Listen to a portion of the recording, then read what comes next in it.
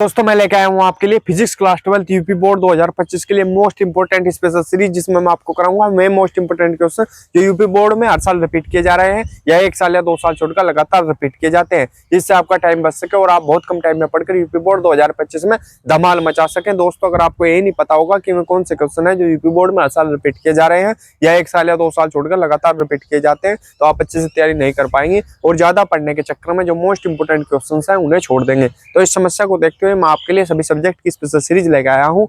मैंने केमिस्ट्री की special series के कुछ पार्ट अपलोड कर दिए हैं, अगर आपने उन्हें नहीं देखा तो आप उन्हें जाकर जल्दी से जल्दी देख सकते हैं। और फिजिक्स की जो न्यूमेरिकल्स हैं उनकी प्लेलिस्ट बना दी है, ठीक है। कुछ पार्ट अपलोड कर दिए और प्लेलिस्ट बना दिया, आप फिजिक्स के सारे मोस्ट इंपोर्टेंट न्यूमेरिकल्स देख सकते हैं जो यूपी बोर्ड के लिए मोस्ट इंपोर्टेंट रहने वाले हैं, ठीक है। मैंने हर टाइप के न्यूमेरिकल्स कराए हैं जिस टाइप के बोर्ड में पूछे जा रहे हैं यूपी बोर्ड में। तो चलिए दोस्तों स्टार्ट करते हैं इस स्पेशल सीरीज के इस पार्ट को। क्या है क्वेश्चन, बायो-सेवर्ट नियम क्या है, इसकी सहायता से वर्ताकार को क्या बोलेंगे, वामावर्तीय भी या वामावर्तीय भी आ सकता है। क्या बायो-सेवर्ट नियम क्या है, इसकी सहायता से वर्ताकार या वामावर्तीय धारावाही कुंडली लूप, कुंडली भी आ सकता है या लूप भी आ सकता है कि अक्षीय रेखा या अक्ष पर, अक्षीय रेखा भी आ सकता है या अक्ष पर भी आ सकता है कि किसी बिंदु पर चुंबकीय क्षेत्र का सूत्र स्थापित कीजिए, ठीक है। किसी बिंदु पर चुंबकीय क्षेत्र का सूत्र स्थापित कीजिए। कौन से सन में पूछा गया, UP board 2019, UP board 2020, UP board 2024। और अगर किसी के पास 2024 का पेपर है, उसके पेपर में नहीं दिया गया तो वो ये ना सोचे कि आया हुआ नहीं है यूपी बोर्ड 2024 में, क्योंकि ये कौन से सेट में आया है, यूपी बोर्ड 2024 FW सेट में आया हुआ है। क्योंकि यूपी बोर्ड हर साल 7 सेट बनाता है, सातों के सातों सेट आपके पास उपलब्ध नहीं होंगे। आपको या तो आंसर से मैच करना पड़ेगा या आपको कहीं मॉडल पेपर दे रखा हो या फिर आपके पास कोई ऐसी बुक हो या फिर आप नेट पर सर्च करके भी यूट्यूब पर डाल के सातों सेट देख सकते हैं कि कौन कौन से यूपी बोर्ड के 2024 के 7 सेट थे, ठीक है। आपने 2024 का एक पेपर ले लिया एक सेट, तो ये ना सोचे कि आपने पूरा 2024 याद कर लिया या पूरा 2024 देख लिया, नहीं, आपको सातों सेट देखने पड़ेंगे तब जाके आपके 2024 कंप्लीट होंगे सेट, ठीक है। तो चलिए दोस्तों स्टार्ट करते हैं। क्या है बायो-सेवर्ट का नियम, मैं इसे समझाऊंगा बहुत ही आसान तरीके से, इसे बताऊंगा, ठीक है। लिखा हुआ तो ये है ही, सब जगह यही मिलेगा, बुक हो मॉडल हो, क्योंकि नियम है, नियम को बदल नहीं सकते, तो ऐसा का ऐसा ही मिलेगा आपको। बायो-सेवर्ट का नियम, किसी धारावाही चालक के एक अल्पांश द्वारा, किसी धारावाही चालक के एक अल्पांश द्वारा किसी बिंदु पर उत्पन्न चुंबकीय क्षेत्र डेल बी की बात हो रही सारी है, डेल बी धारा आई के अल्पांश की लंबाई डेल एल के, यही डेल बी की बात हो रही, डेल एल के, यही डेल बी किसके, डेल एल के, तथा अल्पांश व अल्पांश को इस बिंदु से मिलाने वाली रेखा के बीच के कोण थीटा की साइन के इसी की बात हो रही, थीटा की साइन यानी साइन थीटा के अनुक्रमानुपाती होता है, क्लियर, यहां तक कोई दिक्कत नहीं है, बिल्कुल सही है, समझ में आ गया होगा, ठीक है। तथा उस बिंदु की अल्पांश से दूरी, डेल बी की बात हो रही है अभी, उस बिंदु की अल्पांश से दूरी आर का वर्ग के व्युत्क्रमानुपाती होती है, व्युत्क्रमानुपाती का चिन्ह 1/r², ऐसा हो जाएगा, क्लियर है। देखो व्युत्क्रमानुपाती क्या होता है, उल्टे में, इसलिए 1/, में चली जाती है नीचे व्युत्क्रमानुपाती में, और समानुपाती और अनुक्रमानुपाती में सामने रहेगी बिल्कुल, ठीक है, चिन्ह यही रहता है, ठीक है, क्लियर है, यहां तक समझ में आ गया होगा। देखो किसी धारावाही चालक के एक अल्पांश द्वारा किसी बिंदु पर उत्पन्न चुंबकीय क्षेत्र डेल बी धारा आई के, ठीक है, अल्पांश की लंबाई डेल एल के, तथा अल्पांश व अल्पांश को उस बिंदु से मिलाने वाली रेखा के बीच के कोण थीटा की साइन के यानी साइन थीटा के अनुक्रमानुपाती होता है, तथा उस बिंदु के अल्पांश से दूरी आर के वर्ग यानी आर का स्क्वायर के व्युत्क्रमानुपाती होता है 1/r², ठीक है, क्लियर। तो अभी से क्या लिखा जा सकता है, डेल बी अनुक्रमानुपाती, इन्हें मिला दो सारों को, आई डेल एल और साइन थीटा, ये कहाँ रहेंगे, सामने बिल्कुल, क्योंकि ये समानुपाती है, अनुक्रमानुपाती है, और व्युत्क्रमानुपाती है आर स्क्वायर, तो ये कहाँ रहेगा, नीचे। ठीक है, तो ये मिल जाएगा फॉर्मूला आई डेल एल, अगर हम इन सारों को मिलाकर लिखें साइन थीटा, ठीक है, बटे क्या होगा ये आर स्क्वायर, यही है आपका बायो-सेवर्ट का नियम। क्लियर, यही है आपका बायो-सेवर्ट का नियम। तो इसका स्क्रीनशॉट ले लेंगे। अभी हमने सिर्फ बायो-सेवर्ट का नियम लिखा है, अभी ये फॉर्मूला सिद्ध नहीं करा। ठीक है, तो मैं अभी से साफ कर दूंगा सारे को, तो तब तक के लिए आप इसका स्क्रीनशॉट ले लो, फिर बढ़ेंगे आगे जल्दी जल्दी। चलिए दोस्तों देखते हैं, इसका चित्र मैंने बना दिया है। ठीक है, सिंपल सा चित्र है, ये फाई कोण, ये भी फाई, और ये आर वेक्टर है। ठीक है, क्लियर, ये डीबी वेक्टर, ये डीबी कोस फाई, ये डीबी डैश कोस फाई। ठीक है, ये डीबी डैश, ये डीबी वेक्टर। ठीक है, ये डीबी वेक्टर साइन फाई, ये DB dash vector sine phi. ठीक है, क्लियर है, ये कोई बिंदु P है, ये x है, ये r वेक्टर है, ये r है, ये dl वेक्टर है, ये भी dl वेक्टर है। क्लियर, अब इसका करेंगे सॉल्यूशन, बहुत ही आसान तरीके से बताऊंगा, 4-5 लाइनों में से खत्म कर दूंगा, सिंपल तरीका। ठीक है, क्योंकि लिखना वही है जो मोस्ट इंपोर्टेंट है, जो अट्रैक्टिव है, और ज्यादा बिल्कुल नहीं लिखना, मॉडल और बुक्स की में से बिल्कुल नहीं रट्टा मारना नहीं, और बिल्कुल भी उसे चेपना नहीं है। ठीक है, तो बिल्कुल सही तरीके से करेंगे, जैसे किसी ने अच्छे तरीके से पढ़ाया हो ऐसा दिखना चाहिए, और इंटेलिजेंट हो लड़का ऐसा दिखना चाहिए, या स्टूडेंट ऐसा दिखना चाहिए कि हाँ इसमें कुछ बात है, अलग है कुछ। ठीक है, तो चलिए लिखेंगे बायो-सेवर्ट के नियम से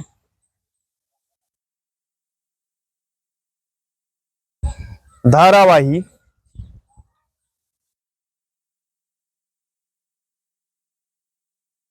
अल्पांश के कारण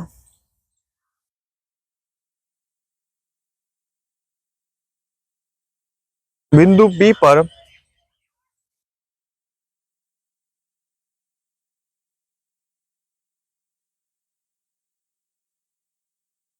चुंबकीय क्षेत्र डेल बी बराबर होगा μ0/4 पाई dl sine theta, sorry sine 90 आ जाएगा क्योंकि यहाँ, ठीक है, बटे आर स्क्वायर। अब 90 का मान कितना होता है साइन, ये फॉर्मूला याद रखना, 90 का मान कितना होता है 1। ठीक है, तो 90 का मान जब 1 होगा तो ये क्या आ जाएगा, dB बराबर क्या आएगा, μ0/4 पाई आई dl बटे आर स्क्वायर। ठीक है, क्लियर है यहाँ तक, ये आ जाएगा आपके पास। ठीक है, अब क्या करते हैं, अब आगे लिखेंगे पूरे लूप के कारण, पूरे लूप के कारण बिंदु P पर चुंबकीय क्षेत्र, चुंबकीय क्षेत्र। क्लियर, तो ये क्या होता है फॉर्मूला, B बराबर क्या हो जाएगा, समाकलन dB साइन फाई, समाकलन dB साइन फाई। क्लियर है यहाँ तक, तो अब देखेंगे ये हो गया हमारे पास। अब क्या है, B बराबर ये डेल बी का मान कितना है आपके पास, ये रख देंगे मान, क्या है ये μ0/4 पाई आई डेल एल बटे आर स्क्वायर। क्लियर है यहाँ तक। फिर साइन फाई का मान निकालेंगे। देखो अभी इसमें देखेंगे साइन बराबर क्या होता है, साइन थीटा बराबर, यहाँ लिख रहा हूं, साइन थीटा बराबर होता है लंब बटे कर्ण। क्लियर, लंब कितना है यहाँ पर, लंब कितना है, ये देखो ये लंब है आर और ये कर्ण है, ये लंब है बड़ा आर और ये कर्ण है स्मॉल आर। ठीक है, तो आर बटे आर, तो इसकी जगह क्या रखा जाएगा, आर बटे आर। क्लियर, तो ये हो जाएगा क्या, क्या हो जाएगा ये समाकलन तो इसका होने का नहीं, हिस्सा अलग रख लेंगे, म्यू 0 बटे 4 पाई, ठीक है, म्यू 0 बटे 4 पाई आई आर, ये आई और ये आर एक जगह रख लिया, देखो ये आई और ये आर, क्लियर, बटे बटे एक आर स्क्वायर ये है और आर ये है, तो आर की पावर कितनी हो जाएगी 3, ठीक है, और क्या बचेगा आपके पास डीएल, तो समाकलन होगा सिर्फ डीएल का,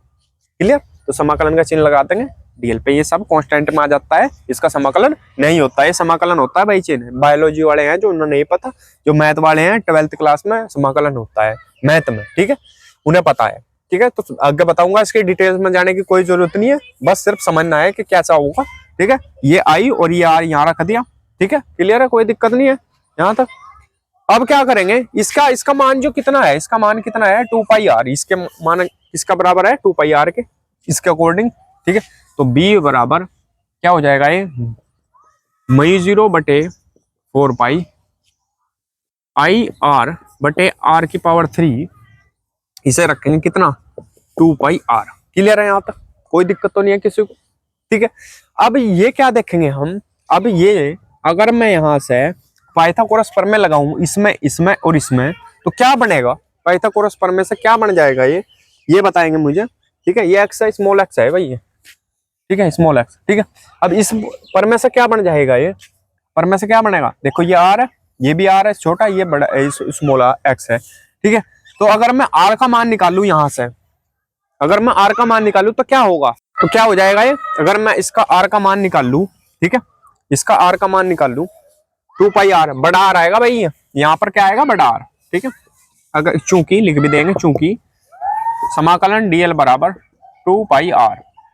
ठीक है भाई, क्लियर। अब इस आर का मान निकालना हमें, इस आर का कैसे निकलेगा, पाइथागोरस प्रमेय से, पाइथागोरस प्रमेय क्या बोलती है,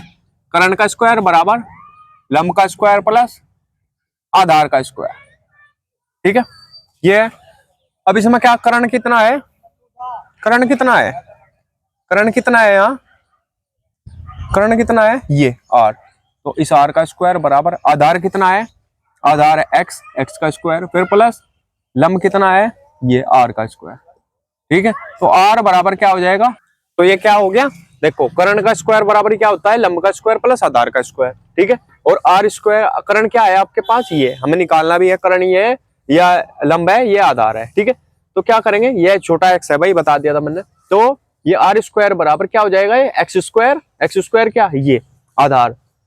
ठीक है, एक्स स्क्वायर क्या है आधार, और ये क्या है, ये आधार है भाई एक्स स्क्वायर, हाँ एक्स स्क्वायर आधार है, ये लंब नहीं है, आर स्क्वायर है, इसे सही कर लेंगे, आर स्क्वायर है लंब और ये कर्ण है, तो कोई फर्क नहीं पड़ता उससे, पर फिर भी कर लो, तो हो जाएगा R square plus X square, ठीक है भाई। तो इसका क्या होगा, इसका स्क्वायर हटेगा और इस पे रूट आ जाएगा, तो हो जाएगा R square plus X square, clear है यहाँ तक, ठीक है। तो आर का मान क्या रखा जाएगा, आर की जगह हम क्या रख सकते हैं, root R square plus X square, तो रख लेंगे यहाँ पर रख लेंगे, ठीक है, यहाँ पर क्या रख लेंगे, देखेंगे बी बराबर क्या हो जाएगा, म्यू 0 बटे 4 पाई आई आर बटे आर की पावर 3, आर की पावर 3 यानी आर का मान कितना है, root R square plus X square का की पावर कितनी 3, इसकी जगह मान रख देंगे भाई, ठीक है, आर की जगह क्या रखेंगे, R square plus X square, और लेकिन पावर 3 है तो इसकी पावर भी कितनी होगी 3 होगी आपके पास, और ये 2 पाई आर है ही आपके पास, ठीक है, गुणा 2 पाई आर, ठीक है, खाली आर, क्लियर है यहाँ तक, कोई दिक्कत तो नहीं किसी को। तो ये क्या हो जाएगा, देखो भाई पाई से ये पाई कट जाएगा और 2 दूनी 4, 2 ये हो जाएगा, ठीक है, ये कट जाएगा। अब मैं इसे साफ कर रहा हूं, तब तक के लिए इसका स्क्रीनशॉट ले लेंगे। तो ये मैंने क्या कर दिया, साफ कर दिया। अब देखेंगे अब क्या बचेगा आपके पास, b बराबर म्यू 0 आई, ये भाई सब्स्टिट्यूट में है, कभी 0 यहाँ लगा दो, ये सब्स्टिट्यूट में नीचे, ठीक है, फिर आई, तो ये है आई और एक आ रही है, कितने हो गए आर स्क्वायर, ठीक है, बटे 2, ये देखो root R square plus X square की पावर 3 है। अब क्या है, जब रूट हटाते हैं किसी चीज का तो पावर कितनी देते हैं उस पर, 1/2, 1/2 देते हैं, 3 इसकी पहले ही है, तो क्या लिखा जाएगा ये r² प्लस x²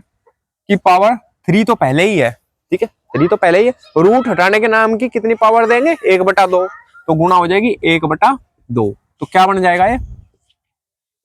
b बराबर μ0 I r²/2 r² plus x² की पावर 3 की 1 में गुणा करेंगे, 3 × 3/2, तो ये हो जाएगा, ठीक है। और यदि कुंडली में फेरों की संख्या n हो, यदि कुंडली में फेरों की संख्या n हो, तब क्या हो जाएगा, कैपिटल N से इसमें गुणा हो जाएगी। कुंडली में फेरों की संख्या कितनी है, n है, तो n से गुणा हो जाएगी। तो b बराबर आपके पास ये बन जाएगा μ0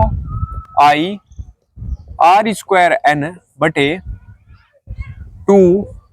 r² प्लस x² की पावर 3/2,